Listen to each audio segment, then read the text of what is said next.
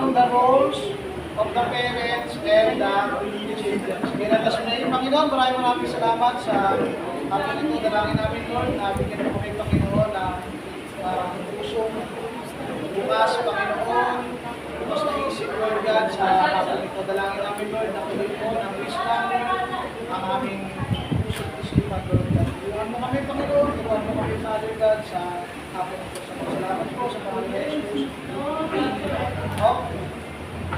Diretso tayo doon sa road. Tayo doon sa road. So ano nga ba ang role ng parents doon sa isang pamilya? So una, sabi dito is provide good instruction. So naniniwala kayo, di ba? So maraming mga pamilya ay wala. Marami tayong kakilala na hindi talaga sa kakilala sa instruction. Marami tayong mga kaibigan na makakarating sa mga kaibigan tayo na ang mga magulang ay hinihayaan na yan, ba? Hindi, sumusan ka pumunta ng tao. So ibig sabihin walang good instruction. Ngayon ang pinaka-importante. Sabi sa Proverbs 22:15 sa Kawikaan 22. Sabi sa Kawikaan 22, basahin natin sa Tagalog. So Kawikaan 22 verse 15.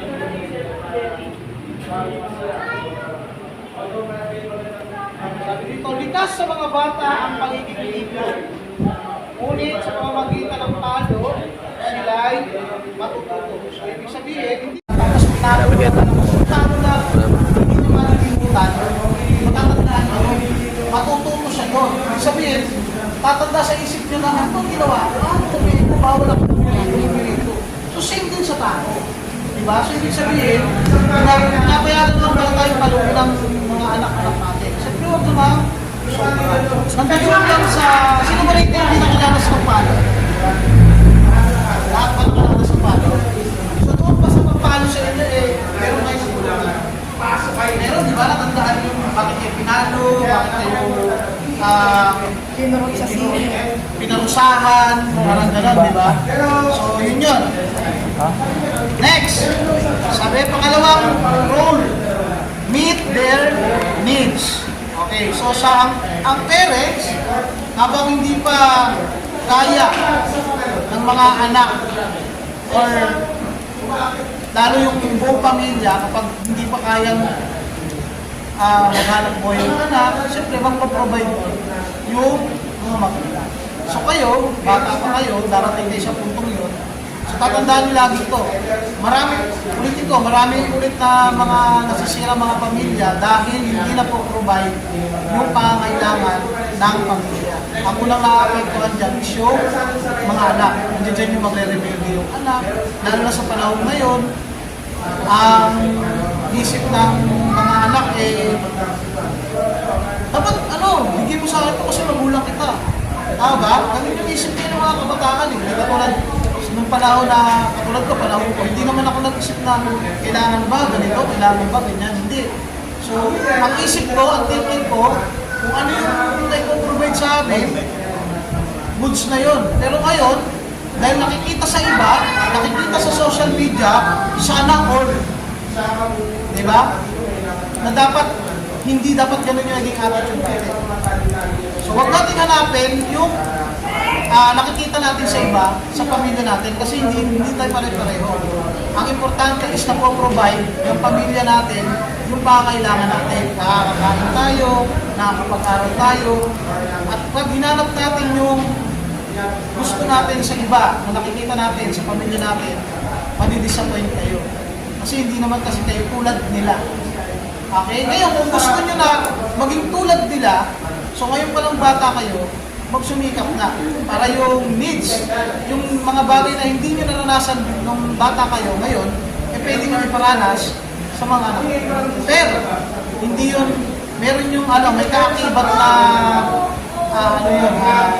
responsibilidad. Kasi, kapag binigay mo lahat, magkakaroon ng problema. Magkakaroon na pwedeng hindi maintindihan ng anak kapag hindi mo naibigay. Kasi naibigay mo na eh. Tapos pag hindi mo naibigay yung gusto nila, magkakaroon ng problema. So dapat ipapaliwanag mo rin. Okay? So meet their needs. Sabi sa 1 Timothy 5:8,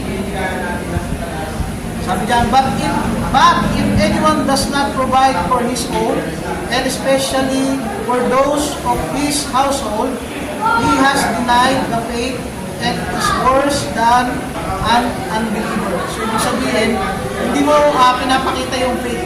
Lalo na sa ating Kristiyano. So, di ba, dapat ang faith natin nasa Lord.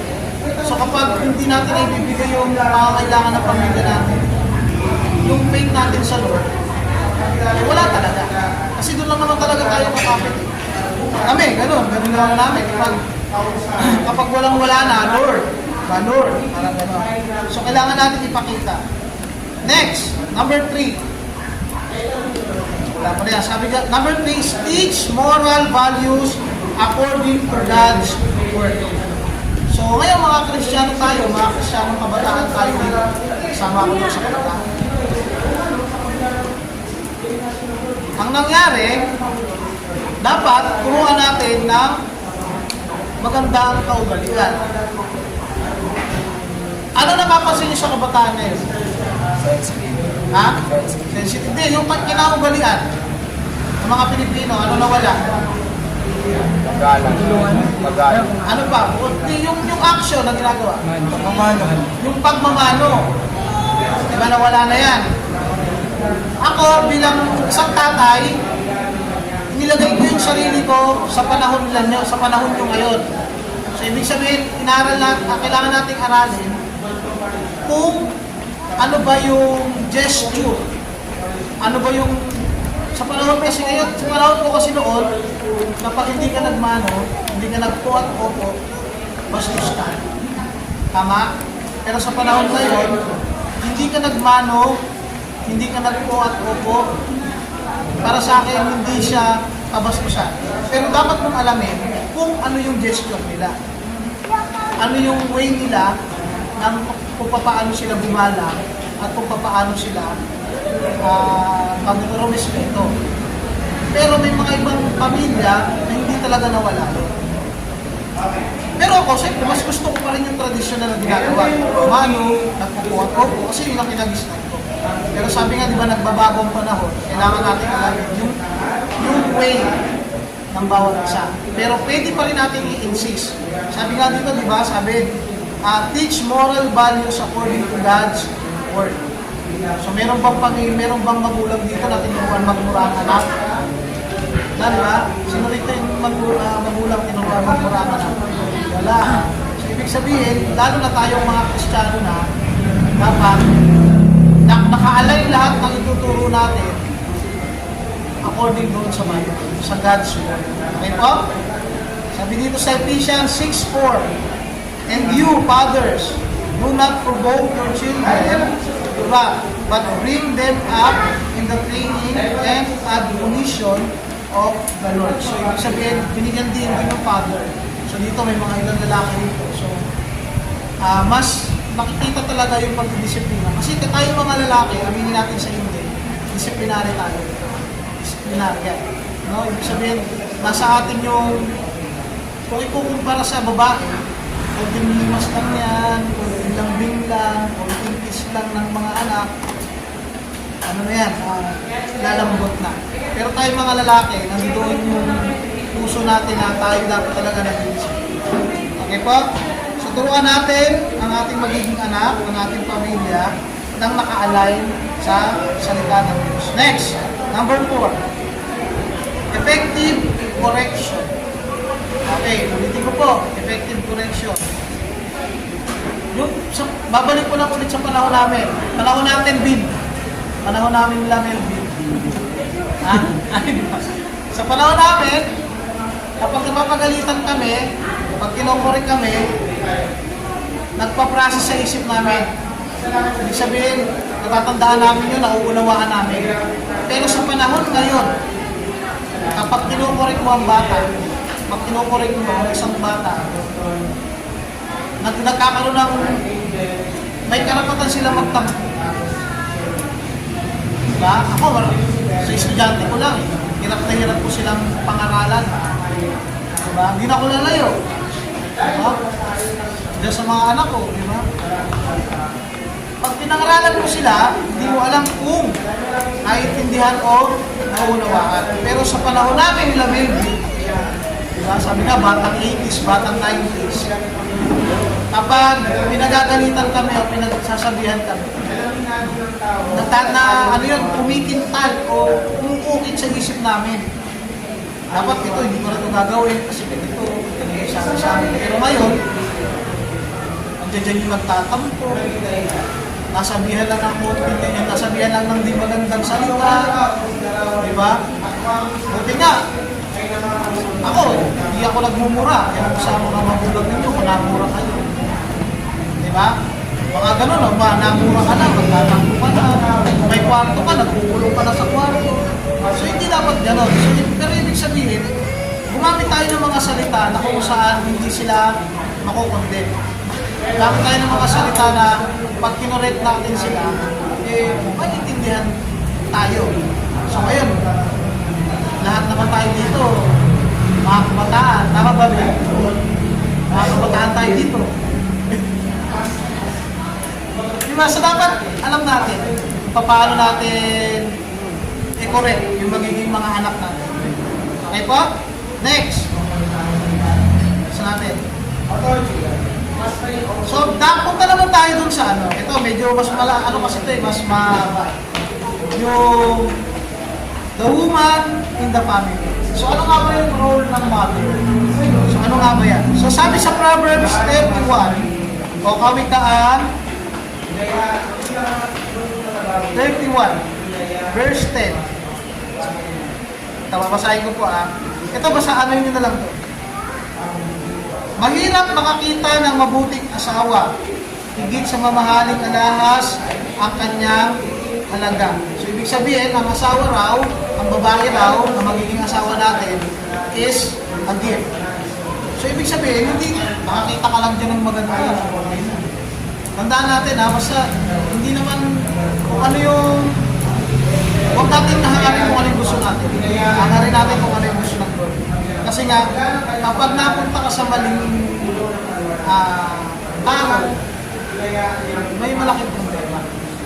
Diba? Kaya nga, tingnan nyo si Moira. Example natin si Moira. Si Moira, Kristyano, pero nag-iwalay sila. Diba? So, ibig sabihin, hindi ko alam ang istorya nila, pero hindi rin natin alam kung paano nangyari. Pero bakit? Bakit sila nag-iwalay? Nagpakasal, tapos mga ilang buwan, nag-iwalay. So, ibig sabihin, may something, may problema. So, dapat natin alamin sa verse 10, ang babae ay gift. Okay? Para sa ating mga lalaki. Okay po? Sa verse 11, lubos ang tiwala ng kanyang asawa at saganang pakinabang ang makakamit niya. So, sabi diyan, di ba? Yung her husband can trust. Tayo mga lalaki, mas unang-una natin dapat pagkatiwalaan yung mga asawa natin. Tama, at nakakapag-attract daw sila ng prosperity kapag yung tiwala natin binigay natin sa kanya. Sabi yan, di ba? Lubos ang tiwala ng kanyang asawa at saganang pakinabang. Pag walang trust, mabubuntis no?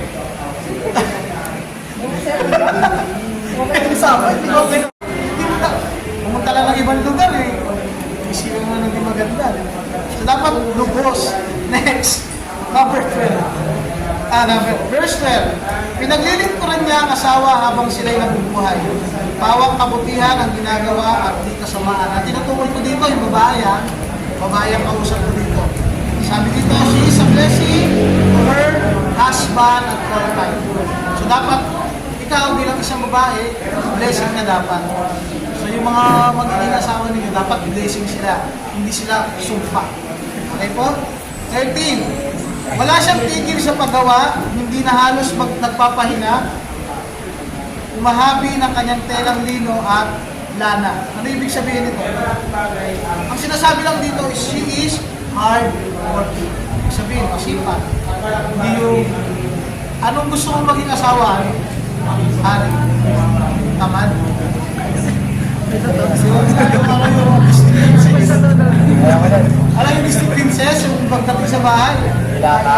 Nilata na lang. Pero dito, malinaw, sa number 13, dapat daw tayo is March 14, yung babae. Kaya kausap ko dito. Next, 14. Tulad ng isang barkong puno ng kalakal, siya ay nag-uwi ng pagkain mula sa malayong lugar. Sabi niya, ito naman na binibigyang diin yung pagiging resources. Okay? Ibig sabihin, hindi lang dapat yung lalaki, porket lalaki yung nagtatrabaho, hindi mo nagtatrabaho. So, ibig sabihin, kapag nakatagpo ka ng ganong klase ng babae, Champion. ibig sabihin, hindi ka problema, di ba? May katulong ka eh. Hindi yung pagdating mo sa bahay, ito lang yung ano ko sa... Awahin ka pa. Yun. Di ba? So, dapat naghahanap din siya ng pwedeng mapagkakita. Okay? Alam niyo na ha, mga boys, yung karakter na dapat natin Kakay na kay Jerome. Okay, next.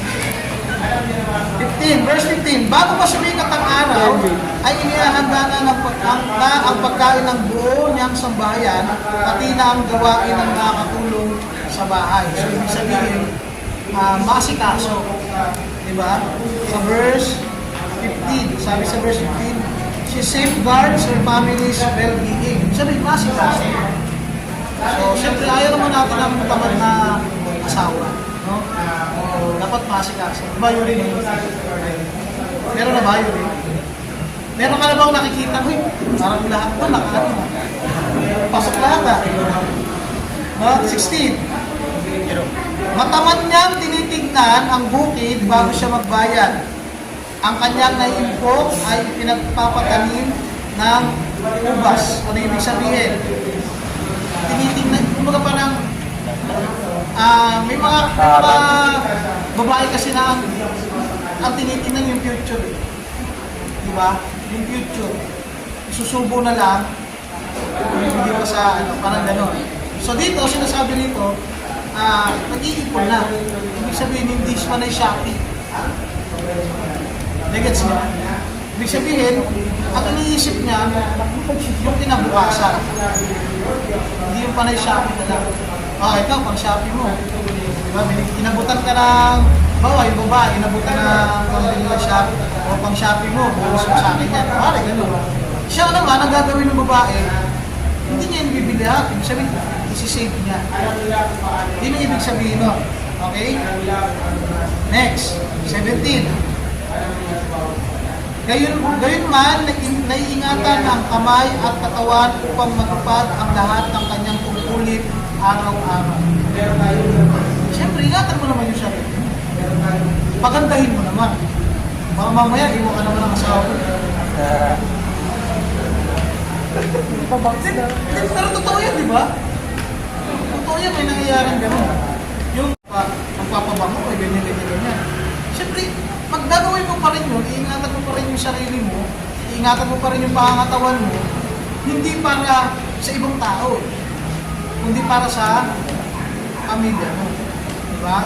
Sabi nga, meron ako narinig, sabi niya, kung ikaw, kung ayaw mong ingatan yung katawan mo, o ayaw mong mahalin yung katawan mo para sa sarili mo, ingatan mo yung katawan mo, mahalin mo yung katawan mo para sa pamilya mo. Yun yung word. Diba? Hindi ibig sabihin may asawa ka na, hindi ka na magpapakita. Hindi ka na magpapabibigyan ng mga ginagawa mo ng dalaga. Yun na lang, yung ginagawa mo ng dalaga, kung may asawa ka na ba, hindi ka na ba, hindi ka na ba dapat gawin yun, o dapat gawin yun? Hindi ka gawin yun. Ito, aminin natin sa hindi. Sabihin nyo sa akin kung tama ako, boys. Kung mali pala ako. Di ba kapag, imagine natin, katulad ako, halimbawa, yan, siguro natin naman. Kapag ba nagmukhang lotion yan, kahihiyan ko ba yan? Hindi. Kahihiyan ko yun, siyempre, di ba? Ano isipin ng ibang tao, pinabayaan ko yan. Di ba? So, ibig sabihin, pero, kung kaya ko i-provide, tapos hindi mo naman ginagawa, hindi ko na kasalanan yun. Kasalanan na ng babae yun. Next. Saan tayo? 23. Ang kanyang asawa ay kilala sa lipunan at nahanay sa mga pangunahing mayayaman. Yes. Business naman. Di ba? Next. Gumagawa pa rin siya ng iba pang kasuotan at pinagbibili sa mga ngalakan. Yan, businesswoman. Nag-iisip ng panibagong kapagkakitaan. Next, 25. Marangal at kapita-pitaga ng kanyang kaanyuan at wala siyang pangamba sa bukas na daratan. Okay? Next, 26. Ang mga salita niya ay puspos ng karunungan, ang turo niya ay pawang katapatan. Okay? Sa totoo lang, ang madalas nakausap ng mga anak, nanay. Sa totoo lang. Dapat ang mga lumalabas sa kanya, yung mga good words, di ba? Yung mga, ano, kasi ang tatay kasi aalis yan. Uuwi na ng mga trabaho natin, 8 hours, 12 hours, di ba? Tapos kung gagampanan natin yung naka-design ng babae, manager ng bahay, siya talaga naiiwan doon. So, sino madalas nakausap ng anak? Ang mga nanay. So, yan. So, dapat, binibuild din ng mga nanay yung mga tatay. Hindi pwedeng sarili lang. Diba? Diba? Next. Saan tayo? 26. Ay, 27. Sinusubaybayan niyang mabuti ang kanyang sambahayan at hindi tumitigil sa paggawa araw-araw. 28. Ginagalang siya ng kanyang mga anak at pinupuri ng kanyang kabiyak. Yan, ito naman yung sa part natin, dapat mag-appreciate. Dapat ganun yun. Hindi ko pwede sila lang ng sila. Uy, yung pogi mo naman. Dapat sabihan natin sila, uy, ang ganda mo dyan ah. Diyan ka na lang. Huwag kang gagalaw. Nanay siya. So dapat natin, bibigyan din natin sila ng ano. Word of affirmation. Tama ba? Affirmation. Yan. So maraming babae na mabuting asawa, ngunit sa kanila ay nahihigit ka. Ano ibig sabihin nito? Kapag dumating na yung asawa nyo, nagkaroon na kayo ng asawa, hindi mo na kayo maghanap ng iba. Kasi bakit? Yung asawang binigay sa inyo ay mas higit pa doon sa asawa ng iba o sa ibang babae. Yun ang ibig sabihin nito. Ibig sabihin, halimbawa ako, siya na yung pinaka-the best. Kung nagka-asawa si Harry, yung asawa niya ang pinaka-the best kaysa doon sa asawa. Nagets nyo? Si Jerome naman, nagkaroon ng asawa, yung asawa niya is pinaka-the best sa asawa ni Harry. So, ibig sabihin, yun yun. Tama? So, ibig sabihin, pag inisip natin, uy, mabuti pa yung asawa ni ganito. Yun, yan na. Tama? Dapat laging the best yung asawa natin. Next. Mandaraya ang pang-akit at kumukupas ang ganda. Ngunit ang babaeng gumagalang at sumusunod kay Yahweh ay pararangalan. Huwag na natin hanapin yung mga magaganda dyan. Baka mamaya, inuulog tayo. Ang sinasabi lang dito, dapat may pusong Kristiyano, may pusong may takot sa Diyos. Makuha. Ganyan. Ganon din sa lalaki, ganon din sa babae. Next. 31. Last, ibigay sa kanya ang lahat ng parangal, karapat-dapat siya ay papuri ng bayan. So, ibig sabihin, kailangan natin siyang appreciate, kailangan din natin siyang papuri. Yung babae. Okay? Next.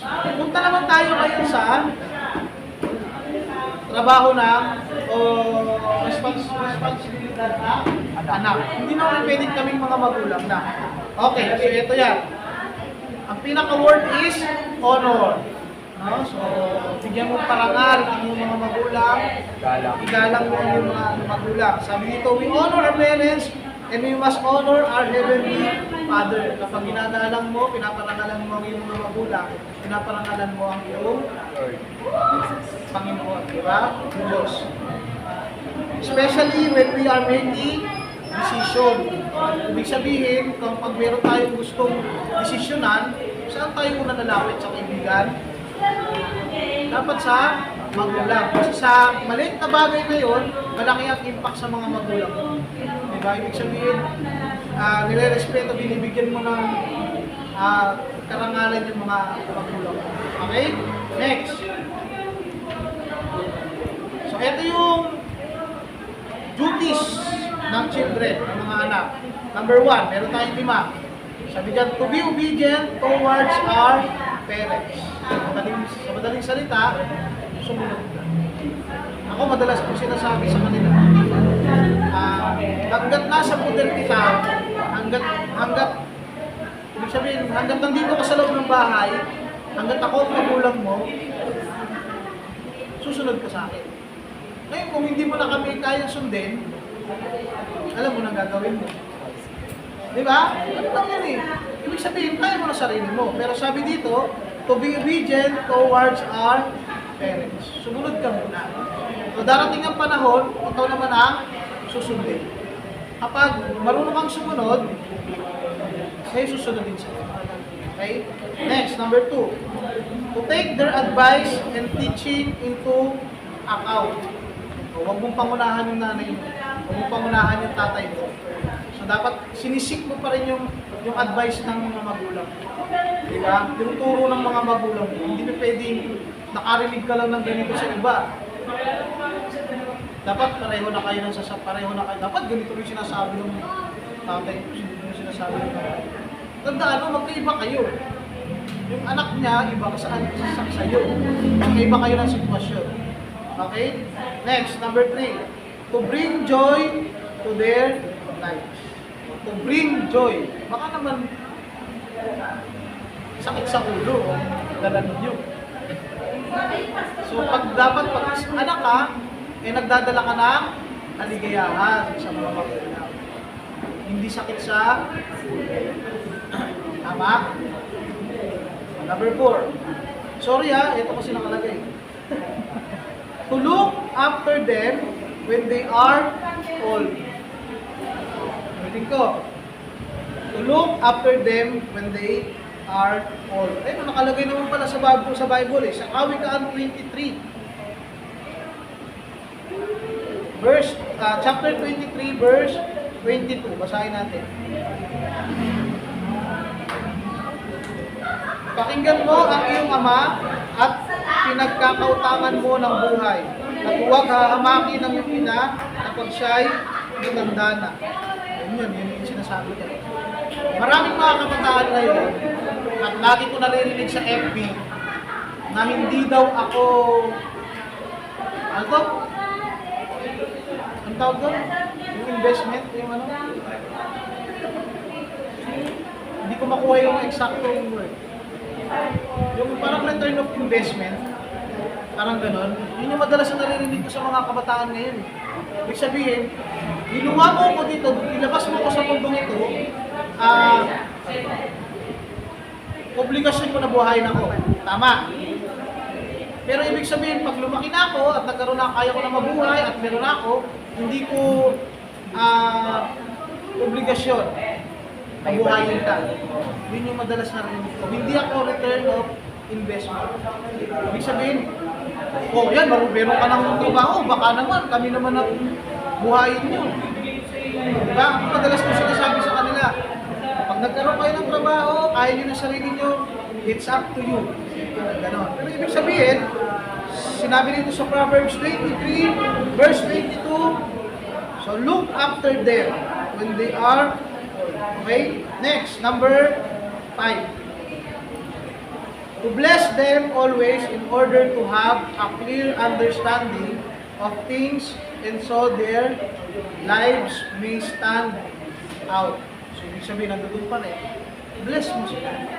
Dapat ikaw naman yung, ibig sabihin, sa lahat ng, paano ba? Sa lahat ng battle, nung lumalaki ka, yung mga magulang mo nandiyan dyan. So pag ikaw naman ang meron, ito yung sinasabi dito, bless them. Ibig sabihin, hindi naman ibig sabihin ang iniisip kasi nila, dahil meron ako, so kayo naman ang bubuhayin ko. Paano kung nagkaroon naman ako ng kasawa? Parang gano'n. Hindi naman ibig sabihin, kalimutan mo sila. Lalo na sa Pinoy. Ang Pinoy kasi family-oriented. Nagigets nyo? Pag sinabi natin family-oriented, paano ba? Nakikita natin, yung asawa at anak na, nasa poder pa ng magulang. Pero pag yung culture ng ibang bansa, mga Amerikano, 18 years old, may asawa o wala, aalis ka ng bahay, magtatrabaho ka. Magtatayo ka ng sarili mong buhay. Yun yung batas nila nun. Pero dito sa atin kasi, hanggat may magulang, nandoon yung mga anak. May anak na, may pamilya na, nandoon pa rin. Family oriented kasi. Ibig sabihin, hindi sinasantabi yun. Pero sa ibang bansa, pag nagkaroon ka na ng 18 years old ka na, sabi nga kanina, may karapatan ka nang umalis sa bahay. Okay? Pwede ka na magtrabaho. Yun yung batas nila. Okay po? So, sa bilang conclusion, sabi dito, to honor means to express admiration. Sa madaling salita, sabi diba, igalang mo ang iyong ama't ina sa mga anak, diba magkakaroon ka ng